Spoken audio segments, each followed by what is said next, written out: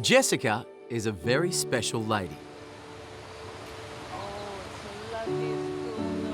And this is an extraordinary bond that defies belief. An impossible love story between a hippopotamus and the woman who raised her. Jessica loves me to bits and she sees me as her natural mother. She's very humble, very gentle and sincere. She's just one big bundle of love. That is Jess. Jessica is unique. She's the only hippo in the whole world that is tame, that is free, but she chooses to live with people. Jessica wanders off to the wild hippos and she comes back. She sleeps on the veranda here at night. She comes into the house. She's more human than any other animal I've raised before. That's Jessica over there. Oh, you are joking. I'm meeting Jessica over a morning cuppa.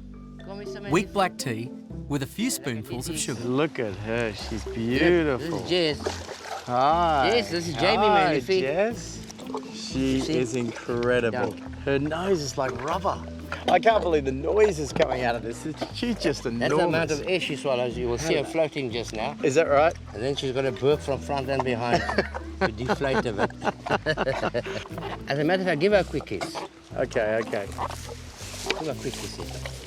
Quick kissy. There you are. I can't believe I just kissed a hippo.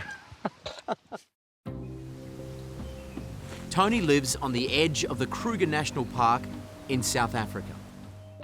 During a flood almost 10 years ago, Jessica washed on to Tony's backyard. She weighed 16 kilos. I was standing there on the veranda. When I looked down, I was looking at the debris, and suddenly I saw this movement, and I realized, but it's a baby hippo. She was lying there, grunting. She couldn't stand up. Her umbilical cord was still attached to her. And seeing her size, I knew immediately she was prematurely born. And you took her inside, why? I mean, why not just let her survive naturally? Well, she would have died. This river is infested with crocodiles. You know, last year we lost 12 dogs to crocs here. So Jessica had no chance of survival whatsoever. Tony introduced baby Jessica to his partner Shirley. Some would say it's brought you two together, you and Tony. Yes, definitely did. I met Tony and then I met Jessica. And when I actually met Jessica, I decided I will marry Tony. Together, they hand-raised the baby hippo. That Jessica survived is a miracle. The relationship that grew between the hippo and her adopted mum and dad is one of a kind. It contributed to bringing us together, Jessica, yeah. We're now one big happy family.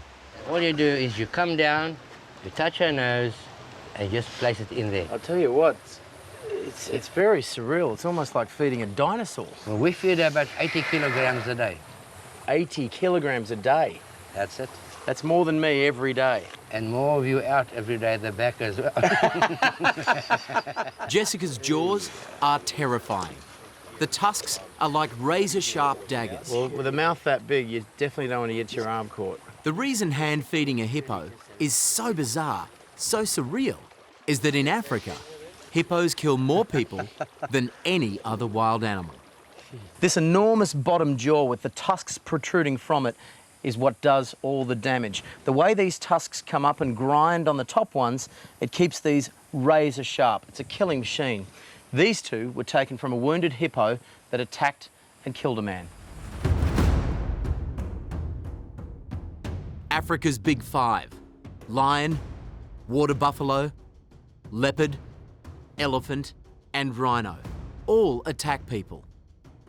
But in this extremely dangerous environment, the hippopotamus is man's biggest threat. They're extremely territorial, very aggressive, and completely unpredictable. They rule the water and the water's edge. Hippos are responsible for more human fatalities every year than any other animal. Usually in the region of about 200, 250 people a year die. Paul Templer is a survivor of a full-blown hippo attack. The former safari guide was taking tourists on a canoe trip down the Zambezi River. It was dusk. It was beautiful.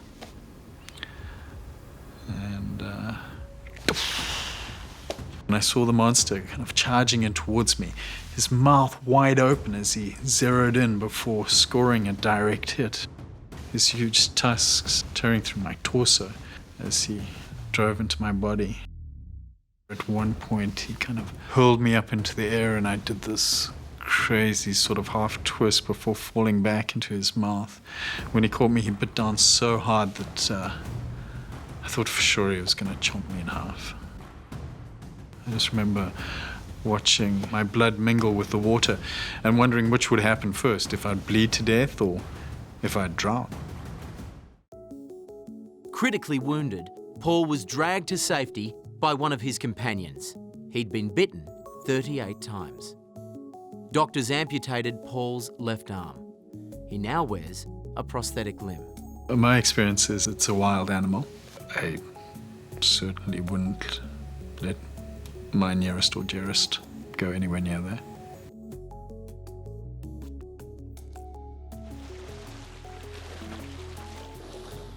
I'm gathering we should walk pretty slowly. Yeah, we're just going to see how close we can get. Obviously, Safari guide Ross Dunbar is taking us into wild hippo territory. He's carrying a rifle for good reason. I'm looking for those warning signs. Wide open mouth, teeth, we back off. Sure. When you see a hippo charging you, they come through the water, just like a boat with this bow of water coming straight through. He's absolutely huge, this guy, isn't he? It's hard to believe that an animal that size can actually move at speeds of about 40 kilometers an hour. So Ross, you've obviously met Jessica. Yes, I have. Would you trust her? No, I wouldn't. Basically because she's still a wild animal. Even though she's tame, she's still a wild animal. I think the relationship she's got with Tony and Shirley is remarkable in the fact that they've raised her. But myself personally, she's still a wild animal. Wet your feet slightly in the water. Wet both feet. Yep. Put them on her back. Jessica is free to come and go as she pleases. She keeps one foot in the human world and the other in the wild. She's so beautiful. That makes her truly unique. She goes down to the wild hippos about 2 kilometers from here. She lies amongst them, then she comes back, and then she goes grazing with them. So she's not in captivity. Jessica's definitely not in captivity. Is she wild? She behaves like a wild hippo, should, but she also got the soft side towards humans. Jessica even does chores around the house, mowing the lawn and pruning trees. She's house-trained, up to a point. Hello, darling. Over the years, Jessica has broken dozens of doors, crushed sofas and flattened tables. She's come to the kitchen for a feed, right? Oh, definitely. Just like most kids. The kitchen bench is reinforced. The big girl chomps through a bag of spinach in no time. Then it's on to another 20 kilos of sweet corn. You know you're nuts, don't you? I say, come on, liefie. She's broken 2 beds, hasn't she? 5, She broke 5 beds. yes. And you haven't kicked her out of the house? Never ever, I won't. Waar's my liefiekie? Tony talks to Jessica in Afrikaans. She responds in Hippo. Caring for Jessica has had a profound impact on the former ranger and professional hunter. He would often shoot herds of starving animals, including hippos. His biggest cull was in Zambia. They would have died of hunger eventually. How many hippo? Any hippos. You don't want to tell us? 1,700. 1,700.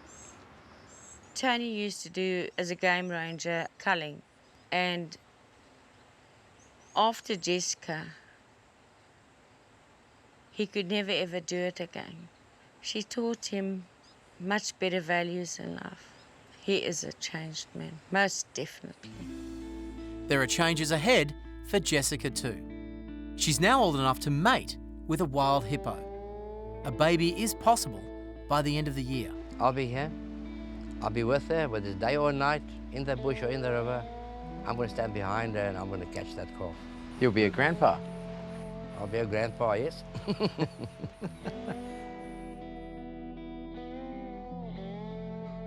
No one knows whether becoming a mum will turn Jessica wild.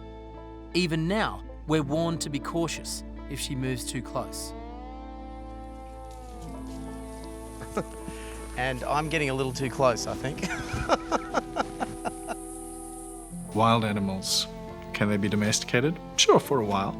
I just don't want to be around when they revert to type.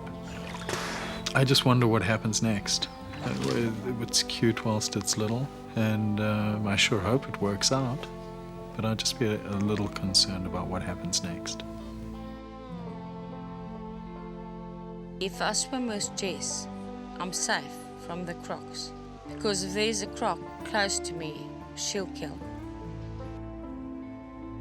When I'm in the water with her and swimming with her, I feel so free, so confident, secure. She makes you happy, and she's so caring and loving. Tony mentioned you guys are unable to have children.